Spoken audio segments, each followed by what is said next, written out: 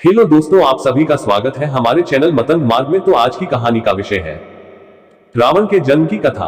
अगस्त्य मुनि ने कहना जारी रखा। पिता की आज्ञा पाकर कैकसी विश्रवा के पास गई और उन्हें अपने अभिप्राय से अवगत कराया। उस समय भयंकर आंधी चल रही थी, आकाश में मेघ गरज रहे थे। कैकसी का अभिप्राय जानकर विश्रवा ने कहा कि भद्रे, तुम इस कुबेला में आई हो, मैं तुम्हारी इच्छा तो पूरी कर दूंगा, परंतु इससे तुम्हारी संतान दुष्ट स्वभाव वाली और क्रूर कर्मा होगी। मुनि की बात सुनकर कैकसी उनके चरणों में गिर पड़ी और बोली कि भगवान, आप ब्रह्मवादी महात्मा हैं, आपसे मैं ऐसे दुराचारी संतान पाने की आशा नहीं करती, अतः आप मुझ पर कृपा करें। कैकसी के वचन सुनकर मुनि विश्रवा ने कहा कि अच्छा, तो तुम्हारा सबसे छोटा पुत्र सदाचारी और धर्मात्मा होगा। इस प्रकार कैकसी के 10 मुख वाले पुत्र का जन्म हुआ, जिसका नाम दशग्रीव रखा गया।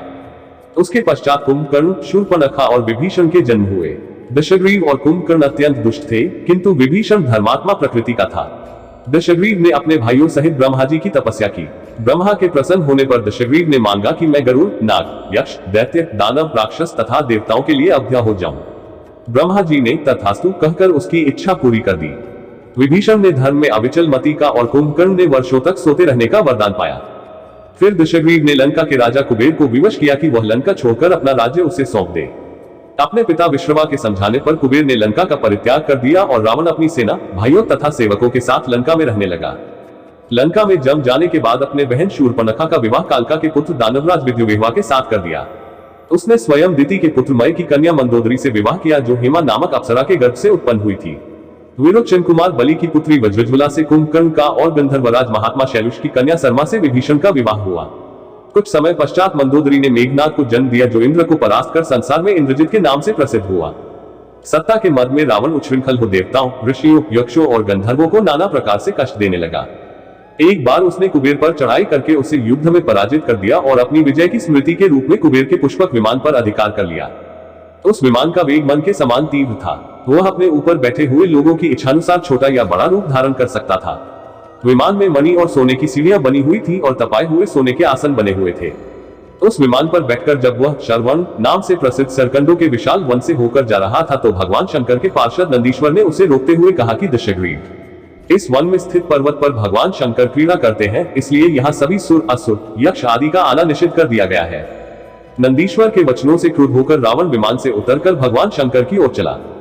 उसे रोकने के लिए उससे थोड़ी दूर पर हाथ में शूल लिए नंदी दूसरे शिव की भांति खड़े हो गए। उनका मुख वानर जैसा था। उसे देखकर रावण ठहाका मारकर हंस पड़ा। इससे कुपित हो नंदी बोले कि दशानन, तुमने मेरे वानर रूप की अवहेलना की है, इसलिए तुम्हारे कुल का नाश करने के लिए मेरे ही समान पराक्रमी रूप और तेज से संपन्न वानर उत्पन्न होंगे। रावण ने इस ओर तनिक भी ध्यान नहीं दिया और बोला कि जिस पर्वत ने मेरे विमान की यात्रा में बाधा डाली है, आज मैं उसी को उखाड़ फेंकूंगा। ये कहकर उसने पर्वत के निचले भाग में हाथ डालकर उसे उठाने का प्रयत्न किया। जब पर्वत हिलने लगा तो भगवान शंकर ने उस पर्वत को अपने पैर के अंगूठे से दबा दिया। इससे रावण का हाथ बुरी तरह से दब गया और वह पीड़ा से चिल्लाने लगा। जब वह किसी प्रकार से हाथ न निकाल सका तो रोते रोते भगवान शंकर की स्तुति और क्षमा प्रार्थना करने लगा। इस पर भगवान शंकर ने उसे क्षमा कर दिया और उसकी प्रार्थना करने पर उसे एक चंद्रहास नामक खड्ग भी दिया। अगस्त्य मुनि ने कथा को आगे बढ़ाया। एक दिन हिमालय प्रदेश में भ्रमण करते हुए रावण ने ब्रह्मर्षि कुष्ठध्वज की कन्या वेदवती को तपस्या करते देखा। वह उस पर मुग्ध हो गया और उसके पास आकर उसका परिचय तथा अविवाहित रहने का कारण पूछा। वेदवती ने अपने परिचय देने के पश्चात बताया कि मेरे पिता विष्णु से मेरा विवाह करना चाहते थे। इससे क्रुद्ध होकर मेरी कामना करने वाले दैत्यराज शंभु ने सोते में उनका वध कर दिया। उनके मरने पर मेरी माता भी दुखी होकर चिता में प्रविष्ट हो गई। तब से मैं अपने पिता की इच्छा पूरी करने के लिए भगवान विष्णु की तपस्या कर रही हूँ। उन्हीं को मैंने अपना पति मान लिया है। पहले रावण ने वेदवती को बातों में फुसलाना चाहा, फिर उसने जबरदस्ती करने के लिए उसके केश पकड़ लिए। वेदवती ने एक ही झटके में पकड़े हुए केश काट डाले। फिर यह कहती हुई अग्नि में प्रविष्ट हो गई कि दुष्ट, तूने मेरा अपमान किया है। इस समय तो मैं ये शरीर त्याग रही हूँ, परंतु तेरा विनाश करने के मैं अयोनिजा कन्या के रूप में जन्म लेकर किसी धर्मात्मा की पुत्री बनूंगी। अगले जन्म में वह कन्या कमल के रूप में उत्पन्न हुई। उस सुंदर कांति वाली कमल कन्या को एक दिन रावण अपने महलों में ले गया। उसे देखकर ज्योतिषियों ने कहा कि राजन, यदि यह कमल कन्या आपके घर में रही तो आपके और आपके कुल के विनाश का कारण बनेगी। ये सुनकर रावण ने उसे समुद्र में फेंक दिया। वहां से वह भूमि को प्राप्त होकर राजा जनक के यज्ञमंडल के मध्यवर्ती भूभाग में जा पहुंची। वहां राजा द्वारा हल से जोती जाने वाली भूमि से वह कन्या फिर प्राप्त हुई। वही वेदवती सीता के रूप में आपकी पत्नी बनी और आप स्वयं सनातन विष्णु है। इस प्रकार आपके महान शत्रु रावण को वेदवती ने पहले ही अपने शाप से मार डाला। आप तो उसे मारने में केवल निमित्त मात्र थे। अनेक राजा महाराजाओं को पराजित करता हुआ दशग्रीव इक्ष्वाकु वंश के राजा अनरण्य के पास पहुंचा जो अयोध्या पर राज्य करते थे। उसने उन्हें भी द्वंद्व युद्ध करने अथवा पराजय स्वीकार करने के लिए ललकारा। दोनों में भीषण युद्ध हुआ किंतु ब्रह्मा जी के वरदान के कारण रावण उनसे पराजित न हो सका। जब अनरण्य का शरीर बुरी तरह से क्षत विक्षत हो गया तो रावण इक्ष्वाकु वंश का अपमान और उपहास करने लगा। इससे कुपित होकर अनरण्य ने उसे शाप दिया कि तूने अपने व्यंगपूर्ण शब्दों से इक्ष्वाकु वंश का अपमान किया है, इसलिए मैं तुझे शाप देता हूं कि महात्मा इक्ष्वाकु के इसी वंश में दशरथ नंदन राम का जन्म होगा जो तेरा वध करेंगे। ये कहकर राजा स्वर्ग सिधार गए। रावण की उद्दंडता में कमी नहीं आई। राक्षस या मनुष्य जिसको भी वह शक्तिशाली पाता उसी के साथ जाकर युद्ध करने लगता। एक बार उसने सुना कि किष्किंधापुरी का राजा वाली बड़ा बलवान और पराक्रमी है तो वह उसके पास युद्ध करने के लिए जा पहुंचा। वाली की पत्नी तारा के पिता सुषेण, युवराज अंगद और उसके भाई सुग्रीव ने उसे समझाया कि इस समय वाली नगर से बाहर संध्योपासना के लिए गए हुए हैं।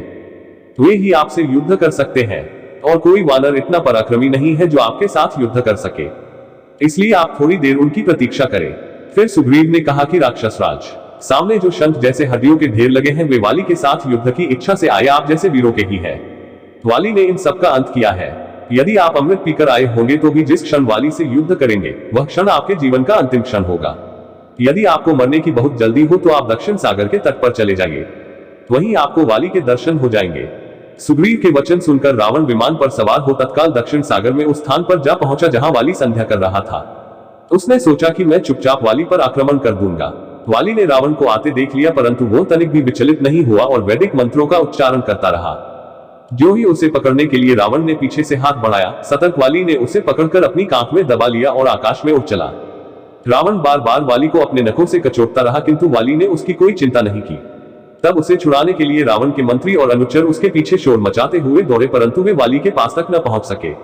इस प्रकार वाली रावण को लेकर पश्चिमी सागर के तट पर पहुंचा। वहां उसने संध्योपासना पूरी की। फिर वह दशानन को लिए हुए किष्किंधापुरी लौटा। अपने उपवन में एक आसन पर बैठकर उसने रावण को अपनी कांख से निकालकर पूछा कि अब कहिए आप कौन है और किस लिए आए हैं। रावण ने उत्तर दिया कि मैं लंका का राजा रावण हूँ, आपके साथ युद्ध करने के लिए आया था।